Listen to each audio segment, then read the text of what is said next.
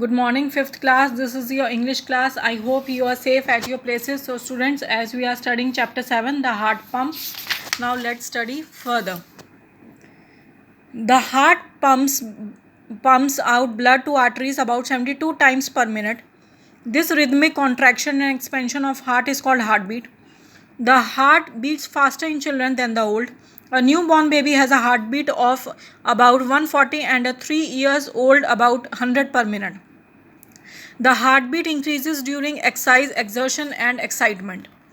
तो जो ये हार्ट पंप ब्लड करता है आर्टरीज में, ये ज़्यादातर 72 टाइम्स करता है 1 मिनट में. ये हमने पहले भी पढ़ा था. और जो ये कॉन्ट्रैक्शन और एक्सपेंशन होता रहता है, इसको हार्ट बीट बोलते हैं. ये जो हमारा हार्ट है वो बीट करता रहता है, उसको हार्ट बीट बोलते हैं.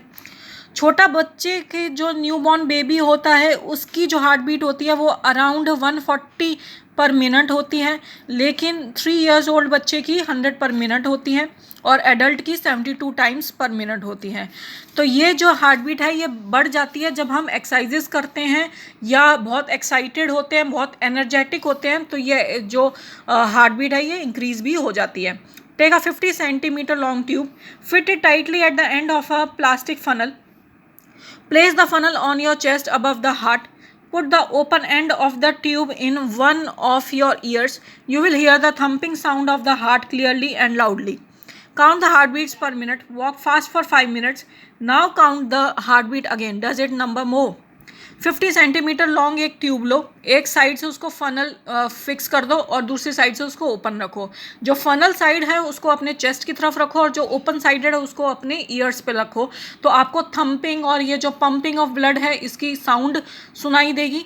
आप 1 मिनट में वो जो साउंड है उसको काउंट कर सकते हैं कि वो कितनी बार बीट करता है. और यही जब जो हार्ट बीट है, अगर आप जैसे कि वॉक कर रहे हैं या ब्रिस्क वॉक कर रहे हैं, बहुत तेज़ वॉक कर रहे हैं, तो आप अगर इसको देखेंगे 5 मिनट्स के लिए तो आप देखेंगे कि ये जो हार्ट बीट है ये और भी बढ़ गई है. The heart takes about 3/10 of a second to push blood into our arteries. Then it has a rest period of half a second. At sleep, the heart slows down to 55 beats per minute.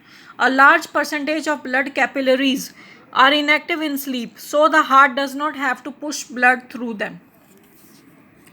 जो heart होता है वो 3/10 1 second का जो 3/10 होता है उतना time लेता है ब्लड को पुश करने के लिए आर्टरीज में, और फिर उसके बाद ये हाफ ए सेकेंड का रेस्ट लेता है. जब ये स्लीप करता है तो ये 55 मिनट्स बीट्स पर मिनट करता है. बीट जो हमारा हार्ट है जब वो रेस्ट मोड में होता है, और बहुत ज़्यादा जो ब्लड है कैपिलरीज में वो इनएक्टिव हो जाती है जब हम सोते हैं. The push of the heart to send blood in the arteries is called blood pressure. If there is no pressure, blood cannot be flown up to the capillaries. Then you will feel your body inactive and short of energy. The push or wave of blood makes the artery, which is already full of blood, to expand in order to receive the blood pumped into it. Now, each time this happens, we feel a throb in every artery. तो क्या होता है कि जब हमारा heart जो है वो ब्लड को पुश करता है आर्टरीज में, जिसको हम ब्लड प्रेशर बोलते हैं. अगर ये प्रेशर ना हो तो ब्लड जो है वो कैपिलरीज तक पहुंच नहीं पाएगा, जिसकी वजह से हम बहुत ही इनएक्टिव या बहुत ही वीकनेस हम फील करेंगे और एनर्जी हमारे में बिल्कुल ही ख़त्म सी हो जाएगी. राइट. और ये जो पुश होता है, ये जो वेव होता है ताकि हम ब्लड को आर्टरी जो पहुंचाती है कैपिलरीज तक, ये पूरी फुल होती है ब्लड से, और ये जो है ब्लड को एक्सपेंड भी करती है और ताकि ब्लड जो है वो पंप कर सके. और हमेशा जब भी ये होता है आर्टरी में तो हमें क्या मिलता है, एक स्ट्रॉन्ग रेगुलर रिदम मिलती है जब ये जो कैपिलरी तक ब्लड पहुंच जाता है तब. The expansion of an artery following each heart beat is called pulse. The places where an artery is near the skin, we can feel the pulse. The wrist, temple and ankle are such places. It is convenient to note the pulse rate. It is convenient to it is convenient to note the pulse rate of the artery in the wrist area. The pulse is the same as heartbeat, 72 per minute in a normal person. Doctors count the pulse rate at the wrist or at the heart using a stethoscope to find out some diseases. In all cases of infection of germs, the heart tends to beat faster, thus increasing the pulse rate and temperature. He can also find out whether the flow of blood is normal in a particular part or not.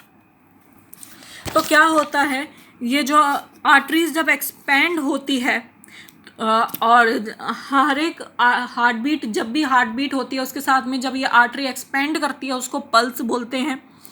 और ये जो pulse होती है, ये artery जो है ये हमारी स्किन से बहुत ही क्लोज होती है, बहुत ही नियर होती है, हमारी स्किन पर ही जो है लाई करती है ये, और हमें पल्स महसूस हो सकती है. आपने डॉक्टर्स को देखा होगा कि वो जो हमारी रिस्ट को चेक करते हैं जब वो हमारी हार्ट बीट गिनते हैं, या फिर वो स्टेथोस्कोप लगाते हैं हमारे चेस्ट पे.